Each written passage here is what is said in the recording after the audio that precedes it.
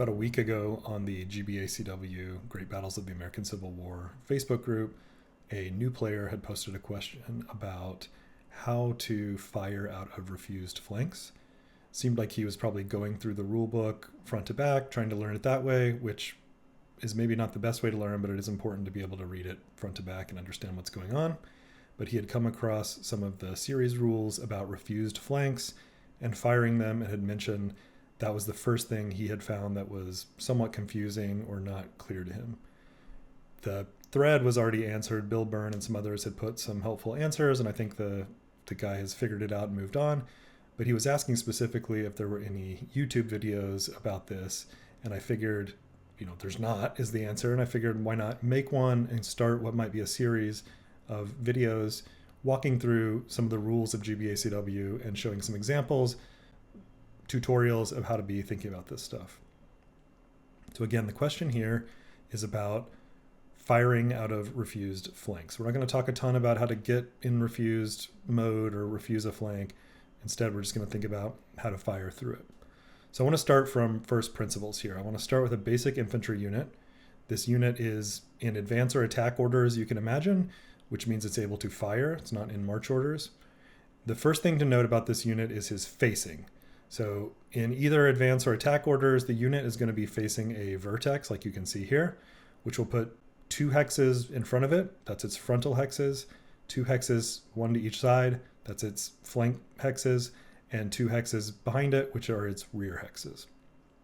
The idea of the frontal hex and the 2 frontal hexes is really important. That is how you, that's if you're going to start thinking about refused flanks, there's an interaction with the refused flank and the idea of a frontal hex. So you need to understand where these frontal hexes come from. So you're going to find the facing rules that define that in series rule 7.1. The key concept there is that the units can only fire out of an arc that is defined by its frontal hexes. So you can see here any line of fire from this unit in the arc highlighted in red is going to pass through one of those 2 frontal hexes. You'll find in series rule 7.3 the note that a unit may move, fire, and or shock only from its front hexes. And then later in series rule 10.6, there's an additional wording that says all fire must be through a unit's frontal hex sides, and it gives an illustration showing an arc similar to this one. This is pretty straightforward. The 17th Tennessee has 7 SP. It can fire those 7 SP towards its enemy in that arc. Now what happens if this unit refuses a flank? In this case, it's right flank. The key concept here is that refusing creates a new frontal hex and a new arc of legal fire through that hex. So this highlighted in blue, this is its refused front, and it's detailed in series rule 7.34. Creating this refused front comes with some limitations on how your SP have to be divided if you do choose to fire. So going back to series rule 7.34 that helps define this, it reads, no more than half a stack's fire strength may fire into or through a refused frontal hex, and if refused, no more than half may fire into or through its normal frontal hexes. If the unit's or the stack's SP is odd, round down for the refused frontal hex, round up for the normal frontal hexes. So in other words, you need to be able to divide this fire as evenly as possible between the normal frontal arc and the refused arc. And if you're starting with an odd number, like we are here with 7, you adjust the number to nudge the SP up in the normal arc and down in the refused arc. So in this case, we'd be firing 4 SP through the normal front and the remaining 3 SP through the refused front. It's pretty straightforward when it's a single unit with exactly 7 SP, but the core concept of splitting fire across these fronts will carry through the rest of these examples. Let's look at a more complicated situation involving a stack of infantry. So the 9th Louisiana has 4 SP. We're going to put it at the bottom of the stack. Above them will be the 21st North Carolina. They have 6 SP. That gives us a total of 10 SP within the stack. Just like the first example, this stack has 2 frontal hexes and a firing arc that is defined by those frontal hexes. In this case, however, we need to think about a couple additional rules. The first of these is really important, and it actually comes a bit after the refused flank section in the series rules. So I think it can be confusing for someone just going front to back in the rules because they haven't encountered this rule yet. But it is called the maximum fire strength per hex rule, and it's series rule 8.31. The key part of 8.31 for our purposes now is that it reads, if not stacked below artillery, 7 SPs of infantry can fire from a hex. So we'll get to artillery stacking in a bit, but let's keep this simple and think about that. So long story short, when it comes to infantry, you can stack as many infantry up to the limit, but you can only fire 7 SP out of the hex, regardless of how many SP might be stacked in there. So if these units wanted to fire, the top unit could fire its full 6 SP out, and then the 9th Louisiana below it could only fire 1 of its 4 SP out. So you essentially lose the extra SP in this case. And I want to note a second important and related rule here, which is series rule 8.33, which is called the fire frontage rule. You may wonder in this case if the bottom unit could fire its 4 SP and the top unit fire 3 of its 6. And the short answer is no, you can't do that. GBACW stacking is really interesting actually, because it tries to model the reality of how many men you could effectively put in a line across the roughly 100, 110 yard hexes. It models it by having the verticality of the stack represent units in front or behind each other. So the further you get down a stack, the further is considered to be behind if you think about the stack front to back as well. So it's the fire frontage rule that accounts for this when it comes to firing. And it reads, the topmost units up to the limits of 8.31, the maximum fire strength rule we just reviewed, do the firing. If the topmost units cannot or choose not to fire for any reason, units stacked with it are limited to firing the number of SPs they could have fired had the top units also fired. So in other words, in this example, the 9th Louisiana will never be able to fire more than 1 SP out of the hex, even if the 21st North Carolina doesn't fire. They have 6 worth of if they don't fire, they have 6 SPs worth of guys kind of clogging the front. So the 9th Louisiana simply doesn't have the room to fire out more than their 1 SP. So keep that fire frontage concept in mind as we continue, because it will come back up as well. So what about this 10 SP stack if it refuses to its right? We get our additional refused front, as you would expect, and then we need to divide the available SP up as evenly as possible. So here we're going to get, because of maximum fire strength per hex, we can only send 7 SP total out. So 4 of it's going to go through the normal front. And then 3 can go out the refused front. And in this case, 2 of the remaining SP of the 21st North Carolina and 1 SP of the 9th Louisiana. The last example with only infantry I want to show involves extended lines. That adds a couple of tweaks to the approach we've had so far. We're going to start with the 15 SP 1st New York Infantry, Union Infantry Unit. They've got their normal frontal arc. As you would expect, they can only fire 7 SP out of it because of the maximum fire strength per hex rule. If we want to get a lot more firepower out of them, though, we need to extend our line out, which you can learn how to do in Series Rule 8.4. If we extend out to our left here, our extension will get its own frontal hexes and its own frontal arc, part of which is going to overlap with the parent unit. Again, here I recommend reading the entirety of Series Rule 8.4 about extended lines. I'll do a later video about extended lines, walking through all of this, how you get in an extension like this. But I want to specifically mention here Series Rule 8.44, which is what allows us to determine how the fire strength is divided between the parent unit and the extension. It says, for purposes of fire and massed target determination, an extended line has its strength divided among the hexes it occupies as equally as possible, with any leftover points assigned to the actual unit counter, or in the case of a unit with 2 extensions, to the actual unit counter and 1 of the extensions. So you'll notice this is similar to how dividing up fire among the normal front and the refused front works. You try to distribute evenly, and any remainder you have goes to the parent unit. So the 1st New York is a good example here with 15 SP, since that's an odd number. If we divide it up, we're going to get 8 SP and 7 SP. So the parent unit will get 8 SP, the extension will get 7 SP. The maximum fire strength per hex rule will come into play here too as well. So the 8 SP on that parent unit, one of them will effectively be lost, and you'll get this distribution of possible firepower. You get the extension with 7 SP, and it can fire that 7 SP through its frontal arc. The parent unit, which has 8 SP, can fire 7 of that through its frontal arc. And the overlapping arc up the middle, shown here in the darker red, the two could actually combine fire and send 14 SP out of those two hexes together.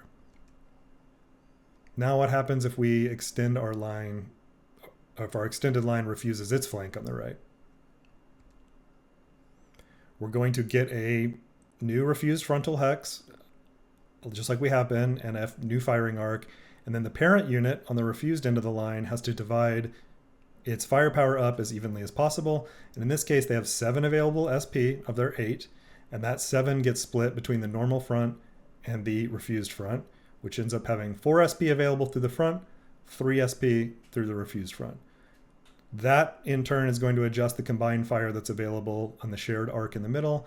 So it's 11 SP now, not 14, because we had to peel away that 3 SP to aim it out of the refused flank. Now, for fun, let's extend off the other side as well. So series rule 7.32 says a unit may not refuse in both directions, but it does include an exception that points to series rule 8.44, which in the third bullet point says extended lines may use refusal and may refuse in both directions if otherwise eligible. So just to see how this works out, kind of the most extensive example, let's refuse off the left flank as well. We're going to get yet another frontal hex and firing arc, and you should be able to predict at this point how the extension's available 7 SP is going to be divvied up. You would be able to fire 3 SP out of the refused front, 4 SP out of the normal front, and possibly combine that 4 SP with the 4 SP allowed out of the front of the parent unit for a combined frontal shot of 8 SP. And I want to pause briefly and point out just how powerful this double refusal can be when it comes to covering a ton of angles. You can see with the amount of highlights out there that even though you're trading some strength concentration, you're getting a 180-degree arc covering your entire front. So really powerful defensive position if you can take an extension and refuse off of both ends of it like this. So that is the basics of firing infantry only through a refused flank. Now let's look at artillery. And we're going to look at artillery alone first, and then we'll build up to stacks that mix with artillery and infantry. Starting again with the most basic setup, here's the F5 US battery, and it's in a hex alone. Just like infantry, he's got 2 frontal hexes and a frontal firing arc. If he wants to fire, he can fire all 6 of his 10-pound parrots along that arc. As you would expect, 6 SP would be fired out of there with the 6 guns. If he refuses, he's going to need to split his SP in half and distribute them equally between it, 3 and 3. 6 guns is a nice even number, so it makes a nice clean division. Let's add another battery in this stack, and we're going to put the C1 Rhode Island battery with 6 more parrots on top. So these two have a combined SP or gun count of 12, and they have a firing arc that you would expect out of their front when they're stacked like this. If you return to series rule 8.31, maximum fire strength per hex, you're going to see that artillery alone can use more than the 7 SP that infantry were limited to. The second bullet point reads, if not stacked with infantry or cavalry, 12 artillery SPs may fire from a hex. So that's the case here. These 2 stacked batteries could fire a combined 12 SPs out of their frontal arc, which is the maximum allowed. If they choose to refuse a flank, they're going to follow the same procedure. They're going to create a new refused frontal arc, and then they're going to split their fire as evenly as possible between these fronts. So in this case, because there are precise batteries of 6 and 6 each, you can think about the top unit is able to fire all 6 of its guns out of the front, and then the bottom unit is able to fire its 6 guns out of the refused flank. you can imagine a scenario where the top unit would have 8 guns and the bottom unit might have 4 guns, so 12 total again. And in that case, the top unit would be able to fire 6 of its 8 out of its front, the remaining 2 out of the flank, and then the bottom unit, its full 4 out of the flank as well. Now let's replace that top battery with an infantry unit, and we're going to see how firing works there. We've got our frontal arc, and we want to make sure we know the maximum fire strength per hex in a mixed stack like this. It's bullet 1 of series rule 8.31 that helps us here, and it says, if not stacked below artillery, 7 SPs of infantry can fire from a hex. So we're back to our 7 SP limit here, and importantly, the artillery being at the bottom of the stack makes it essentially irrelevant in this example. There's a note in series rule 8.33 that says artillery stacked with infantry or cavalry can only fire if it is stacked above all non-artillery at the time of fire. So the positioning you see here is really not very flexible and effectively nullifies the artillery. So we're going to run quickly through this example, as it's basically the same example from earlier with infantry only. The 4th Kentucky, they can fire 7 SP out of their frontal arc normally. And when it refuses, it's going to get an additional frontal arc, and then it will divide its available SP as evenly as it can between them, 4 and 3. So pretty simple. And I'm hoping you're starting to see the division of frontal and the normal front and refused front when firing. I think it becomes second nature after a while that you start to feel how these are going to be split up. And as a final example, let's flip that stacking and put the artillery on top of the stack and the infantry below it. Through its normal frontal arc, now the stack will be limited by maximum fire strength per hex, this time the 3rd bullet point of series rule 8.31. If artillery is stacked above infantry or dismounted cavalry, any combination of 7 SP or 1 battery can fire from a hex. So we're on our 7 SP limit again here, unless we have a battery that has more than that. In this case, we don't, so we're looking at 7 SP again. So through the normal frontal arc, all 6 guns being on top can fire out, and then 1 SP from that infantry can fire out. The fire frontage rule would apply here as well. So if the artillery couldn't or chose not to fire, the 4th Kentucky would still only be able to fire 1 SP out. Let's refuse this stack and create the additional front and see what happens. We need to take our 7 SP, that's our maximum, and divide it up as evenly as possible. It's going to be 4 and 3. So let's make our way down the stack, adhering to that maximum strength per hex and fire frontage rule. We'd be able to use 4 guns in the normal frontal arc. Keep going down. Remaining 2 guns of that unit would be able to fire out of the refused arc, and then that single SP worth of infantry could fire out of the refused arc as well. That's really it for firing out of refused flanks, and that includes stacks of different composition. So the takeaway here, I think, is always be thinking first about your maximum fire strength. That's really the key rule here, including how it might get divided across extended units.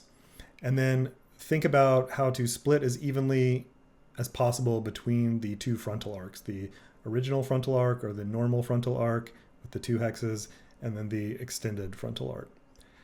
And then you need to keep in mind the verticality of the stack. So keep in mind you need to mentally kind of go down the stack top to bottom, determining which available arc you're going to send that firepower down. So I hope this has been helpful, and let me know in the comments if you have corrections or additions, or if I've missed anything important about this rule. And if you found it useful, or you find this type of tutorial or video useful, let me know that as well. And I want to continue making these and cover different aspects of this system so we can all learn it and play it to the best of our abilities.